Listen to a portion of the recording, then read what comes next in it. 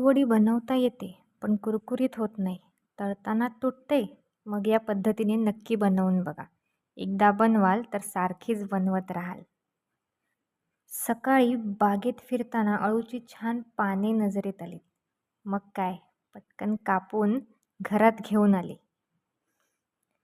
मग ती स्वच्छ धुवून घेतली. एका मिक्सरच्या भांड्यात ओले खोबरे, आले, लसूण, कोथिंबीर, जिरे, हळद, हिरवी मिरची टाकून बारीक वाटण करून घेतले. आता अळूची पाने एका ताटलीवर ठेवून त्या पानांच्या मागील देठ कापून घेतले. पानावर लाटणे फिरवायचे, म्हणजे पानाचे मागील देठ व्यवस्थित दबले जाते. आता एका भांड्यात बेसन घ्यावे.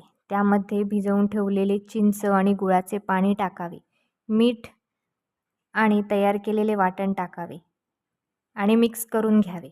आता अळूच्या पानांना हे मिश्रण लावून घ्यावे. पाणी एकावर एक उलट्या पद्धतीने रचून घ्यावे आणि त्यावर हे मिश्रण लावावे. म्हणजे ते मिश्रण व्यवस्थित एकजीव झालेले असते, त्यामुळे पानांना नीट लागते. आता या पानांची व्यवस्थित घडी करून पानांचा रोल करून घ्यावा आणि हा रोल धाग्याने बांधून घेऊन एका चाळणीत ठेवावा व वाफवून घ्यावे.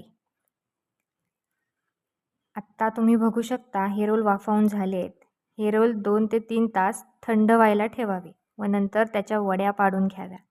पाहू शकता वड्या किती सुंदर आणि छान पडल्या आहेत. आता एका तव्यावर तेल टाकून त्यावर त्या वड्या फ्राय करून घ्याव्या. वड्यांचा रंग किती सुंदर आला आहे पाहू शकता. बघून तोंडाला पाणी सुटले ना? नक्की बनवून बघा.